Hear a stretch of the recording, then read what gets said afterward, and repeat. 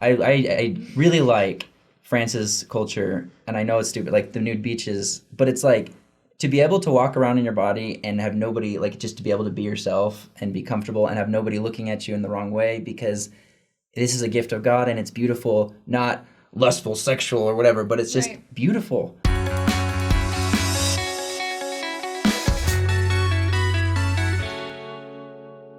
God only cares about what you look like. You get to the gates of heaven and he's going to be like, sorry, you're a 9, not a 10. That's your kingdom.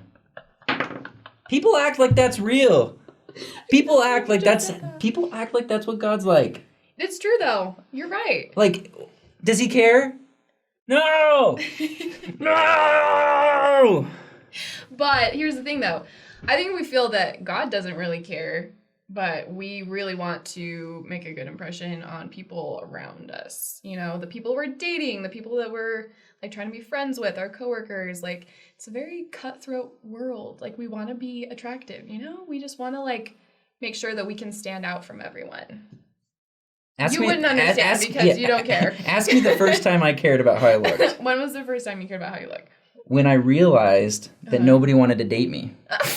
No, I'm serious. Like, I would ask girls out on dates, wouldn't get on second dates over and over and over again. And I was like, what's going on? Right. And then one day I was like, I think it's how I look. I think, because one of my friends who was a girl was like, oh, this guy who walked in, he was so hot. His hair was so nice. He was dressed so nice. And she was just like drooling. And I was like, girls care about this. Yeah. So I went to the store. I went to H&M. I bought a whole new wardrobe. Right. I went and I got like a $30 haircut. Oh, wow. $30. Yeah. It was really nice. That's bougie. And then, well, because I'd been getting $15 haircuts and that wasn't enough. Yeah, like quick cuts, like $5. Yeah, anyways. And then no joke, I had like a girlfriend like a month later. No, I'm not kidding. And she complimented. She was like, I love your hair. It looks so good. And she's like, oh, I love your outfits. And I was like, inside, I was like, this is me now. And that was me for 2 years. Mm-hmm. For 2 years of my life. But then I have a feeling it didn't last.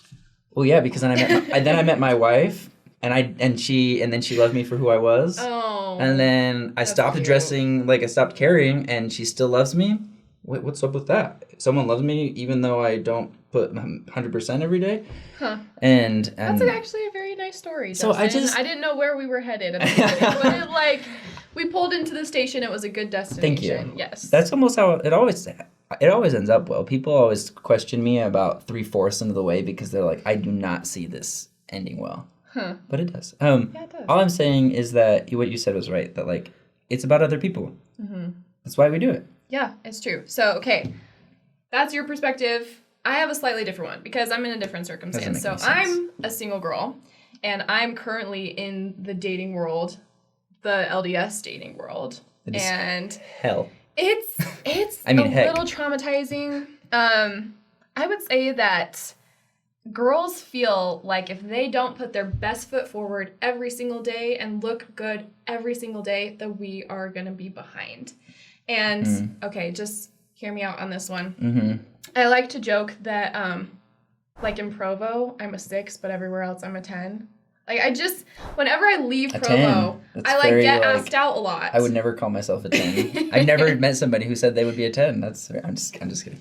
But that's real. I feel like dating culture within the church, we all feel like we want to be our best selves and date the best person ever. And like, we want everyone to just, I don't know, like we're seeking out qualities in people where we want them to be smart and well-rounded and articulate and have like great testimonies. And I feel like in the church sometimes there is this culture where we just want to date the perfect person. For he was the bravest and most handsome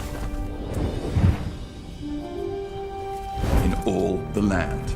And I have struggled with people, like guys that like weren't that cute, just like ghosting me. I'm like, whoa, like where did that come from? So it's a thing, and I think it's valid. So there is that's funny.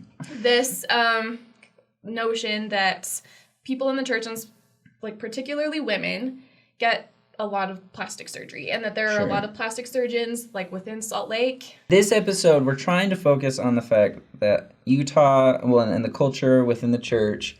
There is this pressure to look so good, Yeah. And that adds, and so that means that there's a lot of plastic surgery, and which is weird because we're counseled against tattoos and piercings, right. which because they alter our image, or like crazy hair colors or whatever. Like there's like lots of things in the strength of youth that are like, don't dress crazy.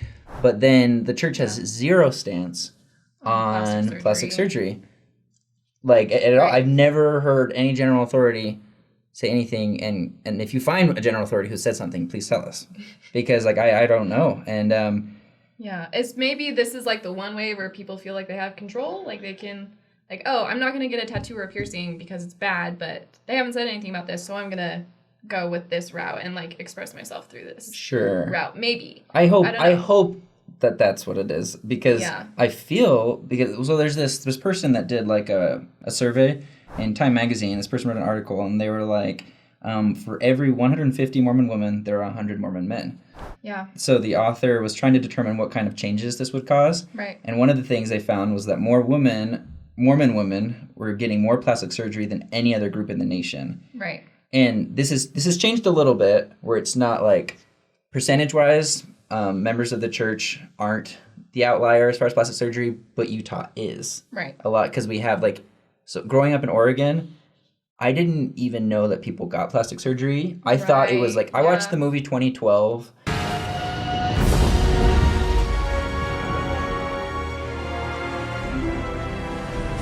And one of the main characters in it, he's a plastic surgeon, and they make like a bunch of jokes about that. And I was like, they went over my head, right? Because I was like, I don't even know, like that's a thing. I thought like only really, really rich people did it.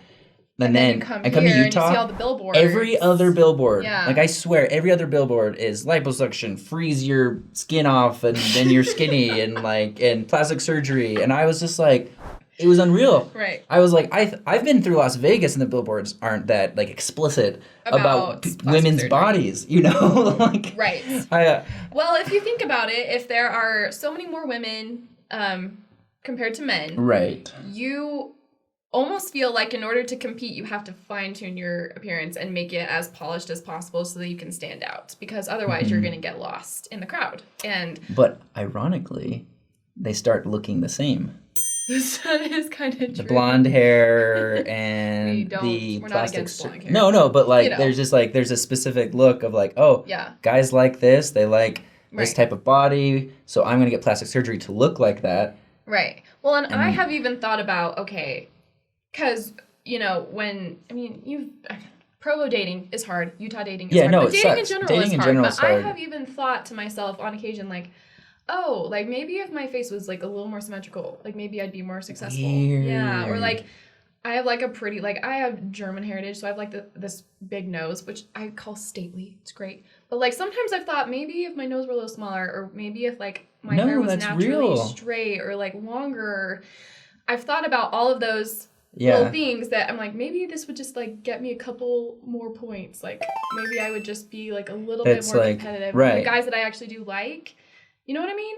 It's definitely a thing. So I understand it, but I think that it is ultimately rooted in insecurity and a lack of feeling that you are good enough just as you are. Right. I think that we invest in our appearance more than we invest in things like being an intellectual, being a leader, being a creative, and like deriving our confidence from those things. Right. We kind of take the cheaper alternative, which is to fix the appearance. The external instead of the internal. Right.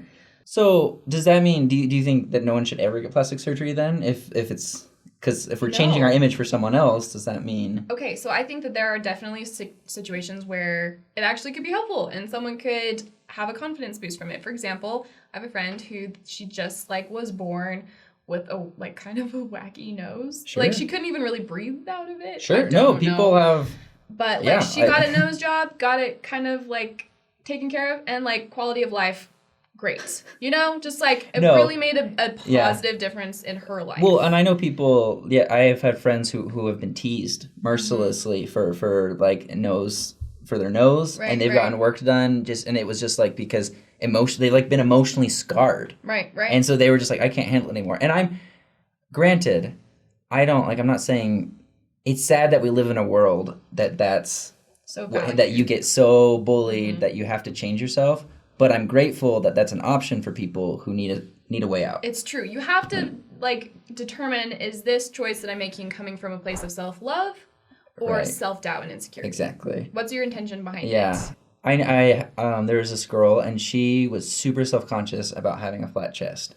And she was like, I just feel like that's like something I've always been like teased about and bugged about or whatever, and just made her really uncomfortable. And I recognize that when women have kids, it just totally changes your body. It's so true. You know, and I know a lot of older women who have gotten work done just to try to like return to reclaim normal, what they lost or something. like themselves. Yeah, and I would never judge that.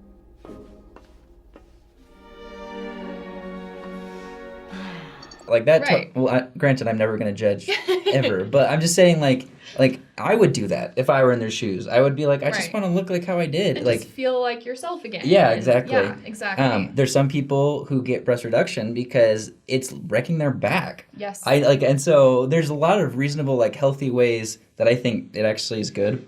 But it was interesting to meet a girl who's like 19, 20. Yeah. And like, I just really want to get work done because of my confidence and everything. And I was like, I had never seen that before. Yes. And then that's when I found out, when I was like, because you go through Instagram and there's all these influencers and stuff. And we were seeing so many more pictures and images of what we're supposed to look like ever before. And I didn't know, I didn't realize, because I was just innocently going through and just be like, oh yeah, look at all these people. And I was like, oh, she's pretty or she's cute. And then when this girl, 19, 20, is like, yeah, I want to get work done.